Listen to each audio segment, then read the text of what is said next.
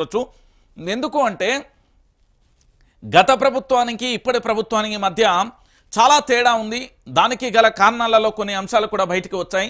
నిజంగా ప్రభుత్వం పరిపాలనలో అస్తవ్యస్తంగా మారడానికి, సంక్షేమ పథకాలు అమలు కాకపోవడానికి, సంక్షేమ పథకాలలో కోతలు పెట్టడానికి, సంక్షేమ పథకాల విషయంలో బయటికి రాకపోవడానికి కారణాలు ఉన్నాయంటూ కూడా ఓ కొత్త వాదన తెర మీదకి వచ్చింది. ఆ వాదన ఏంటో ఒకసారి చూద్దాం.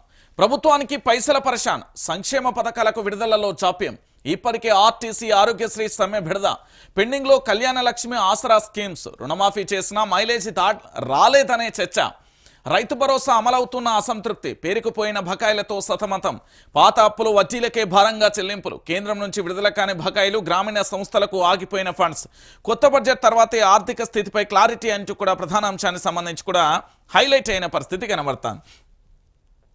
ఇక్కడ వీళ్ళు ఏం చేసిల్లంటే రాష్ట్ర ప్రభుత్వానికి నిధుల సమీకరణ సమస్యాత్మకంగా కూడా మారింది. మేనిఫెస్టోలో 6 గ్యారెంటీల కింద హామీలు ఇచ్చిన పలు సంక్షేమ పథకాలలో అమల్లోకి వచ్చిన వాటికి సకాలంలో డబ్బులు విడుదల చేయడానికి సతమతం అవుతున్నది. ఆశించిన స్థాయిలో రెవెన్యూ సమకూర్చకపోవడం, కేంద్రం నుంచి ఆర్థిక సహకారం లేకపోవడంతో ప్రభుత్వం ఆచితూచి వివరిస్తుంది అంటూ కూడా చెప్పిన పరిస్థితి కనబడుతుంది. అయితే దీంట్లో సినిమా ఏంది అనేది ఒకసారి చూద్దాం. ప్రభుత్వానికి పైసల బెడద ఉంది అంటూ ఓ ప్రధానమైన అంశానికి సంబంధించి చర్చ కొనసాగుతుంది. ఈ ప్రధానమైన అంశానికి సంబంధించి ఎందుకు చర్చ కొనసాగుతుంది, చర్చ కొనసాగడానికి బలమైన కారణాలేంటి, దాంట్లో భాగంగా కనబడుతున్న అంశాలు ఏంటి అనేది కూడా ఒకసారి చూద్దాం మనం. ఇక్కడ ప్రభుత్వానికి పైసల పరేషాన్ అనే అంశాన్ని ఎవరైతే చూశారు కదా, ఈ పైసల అంశానికి సంబంధించి గతంలో రాష్ట్ర ప్రభుత్వం మద్యం మీద ఏరులై పారుతున్నది, దాదాపుగా 30,000 కోట్లు వస్తున్నాయంటూ గతంలో పూర్తి స్థాయిలో కూడా విపక్షాలు ఆరోపణలు చేశాయి గత ప్రభుత్వం మీద.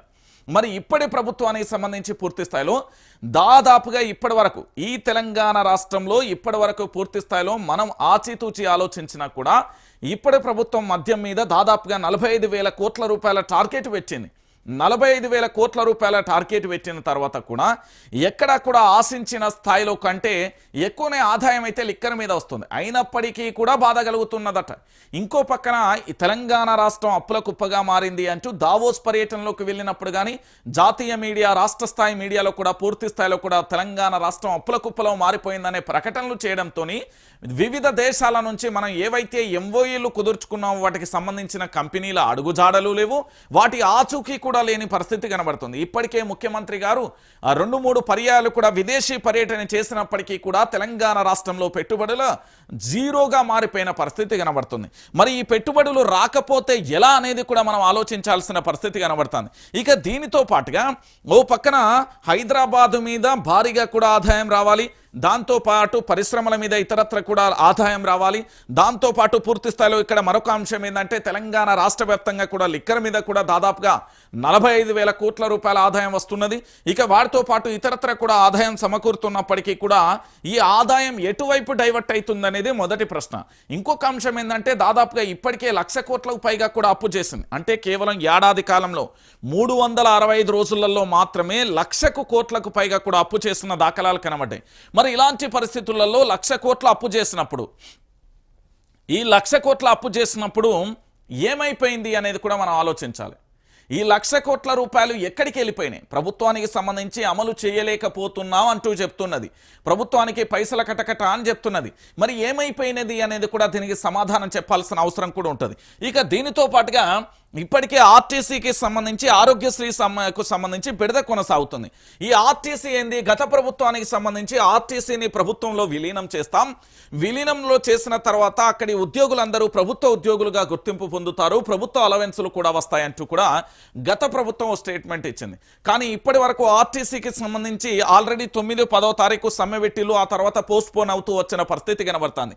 ఇంకో పక్కన ఆరోగ్యశ్రీకి వెళ్తే ఇప్పటికే రాష్ట్ర స్థాయిలో భారీ స్థాయిలో కూడా ప్రైవేట్ ఆసుపత్రులకు మొండి బకాయిలు 100 కోట్ల రూపాయలు ఉన్న పరిస్థితి కనబడుతుంది. ఇక వైద్యమో నారాయణ హరహరి అన్నట్టుగా అయిపోయిన పరిస్థితి కనబడుతుంది. ఇక్కడ ఆరోగ్యశ్రీ విషయంలో కూడా ఆసుపత్రులకు బెడద. అంటే 2 విషయాలు కూడా ఇక్కడ ఆర్టీసీకి సంబంధించి ఫ్రీ బస్సు ఎవరు అడగలే, అడ్డగోలుగా హామీలు ఇచ్చిండు, అడ్డగోలుగా ఇస్తున్న పరిస్థితి కనబడుతుంది. ఇప్పటికే ఆర్టీసీకి సంబంధించి బకాయిలు ఉన్న పరిస్థితి కనబడుతుంది. ఈ ఆర్టీసీలలో పూర్తి స్థాయిలో నెలకు తక్కువ 100 కోట్ల నుంచి 300 కోట్ల వరకు కూడా బకాయిలు పడుతున్న పరిస్థితి కనబడుతుంది. దాన్ని పక్కన పెట్టిన పరిస్థితి. ఇంకా మేనిఫెస్టోలో ఏం చేసిళ్ళు, కళ్యాణ లక్ష్మి ఇప్పుడు కేసీఆర్ ఏదైతే గత ప్రభుత్వం ఇచ్చిందో దానితో పాటుగా మరొక తులం బంగారం కూడా ఇస్తామని చెప్పిళ్ళు. ఇవాళ కళ్యాణ లక్ష్మి అటకెక్కింది, తులం బంగారం పత్తకు కూడా కనబడలేని పరిస్థితి కనబడుతుంది. ఇక పింఛన్లు మీరు 2000 ఇస్తాం, మేము 4000 ఇస్తాం, మీరు 4000 ఇస్తాం, మేము 8000 ఇస్తాం అనే కాడికి గొప్పల వేలు. ఈ రోజు పరిస్థితి ఏమైపోయింది, చిన్న భిన్నమైపోయిన పరిస్థితి కనబడుతుంది. ఇక రుణమాఫీ చేసిన మైలేజ్ రాలేదు అంటే రుణమాఫీకి కొర్రీలు పెట్టిన తర్వాత మైలేజ్ ఎట్లా వస్తుంది? రాష్ట్రంలో దాదాపుగా 40 లక్షల నుంచి 80 లక్షల మంది రైతులు ఉన్నారు. కౌలు రైతులు కలిపితే దాదాపుగా 1 కోటి మంది దాకా వెళ్తారు. ఈ 1 కోటి మంది రైతులకు సంబంధించి పూర్తి స్థాయిలో అనేక రకాలుగా కొర్రీలు పెట్టి పూర్తి స్థాయిలో కూడా ఎక్కడ రుణమాఫీ అనేది సక్రమంగా జరగలేదు. జరిగిన అక్కడో ఏంది అంటే అడపా జరుగుతూ వెళ్ళిపోయిన పరిస్థితి కనబడుతుంది. దీంట్లో పూర్తి స్థాయిలో రైతులు ఆవేదన వ్యక్తం చేస్తూ ఆల్రెడీ అక్కస్సు వెళ్ళగక్కడంతో పాటు ఆందోళన కూడా చేసిన పరిస్థితి కనబడుతుంది.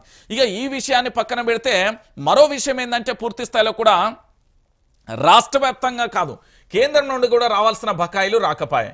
ఇక రాకపోయేసరికి ఇన్నిసార్ల పరిస్థితి ఏ విధంగా మారిపోతుందో మీరు కూడా ఆలోచించాల్సిన విషయం, తెలంగాణ యావత్తు సమాజానికి కూడా తెలిసిన విషయం. సో మొత్తానికి ప్రభుత్వానికి మాత్రం పరేషాన్ అయితే మొదలైంది. ఓ పక్కన రాష్ట్ర ముఖ్యమంత్రి వెన్నుపోటుదారులైన మంత్రుల నుంచి, ఇటు మరోవైపు ఎమ్మెల్యేల నుంచి కూడా వెన్నుపోటు పొడవడానికి సిద్ధంగా ఉన్న పరిస్థితి కనబడుతుంది.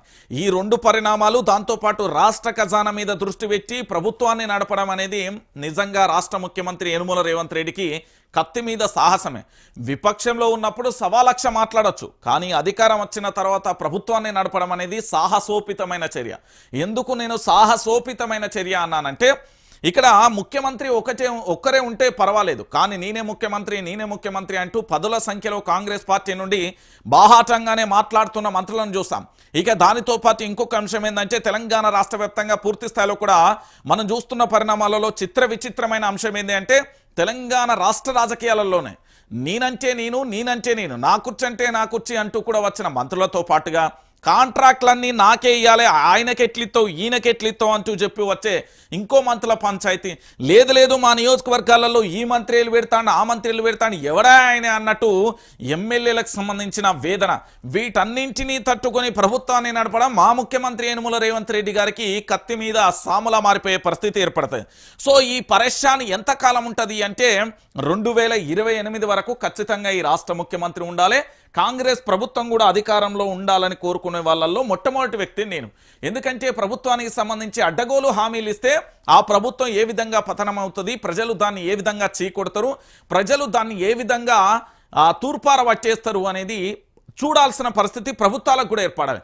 ఎందుకంటే నేను అధికారంలో ఉన్నా, అధికారం రావడం కోసం ఏంటంటే బొంత పురుగును కూడా తీసుకొచ్చి నేను పూర్తి స్థాయిలో కూడా ఇది అద్భుతమైన రామశిలక సూడురి ఓం భీం బిషాన్ని నేను మంత్రగాన్ని అన్నట్టుగా చేస్తే కుదరదు. దాంతోపాటు సప్పట్లకు చింతకాయలు రాలితే ఇగోడే మంత్రతంత్రాలని అట్టుగా అడ్డగోలుగా ఏంది వాళ్ళు ఇచ్చే మేనిఫెస్టోను ప్రతి ఒక్క పార్టీ కూడా దీనొక బైబిల్ అనుకోర్రి, దీనొక ఖురాన్ అనుకోర్రి, దీనొక భగవద్గీత అనుకొని అడ్డగోలు హామీలు ఇస్తే ప్రభుత్వం గిట్లనే ఉంటుంది అని చెప్పడానికి ఈరోజు సాక్ష్యం తెలంగాణలో. మన ఒక్క కాడనే కాదు, యావత్ భారతదేశంలో మనకాడంత దారుణమైన పరిస్థితి ఇంకెక్కడ రాజకీయ పరిపాలన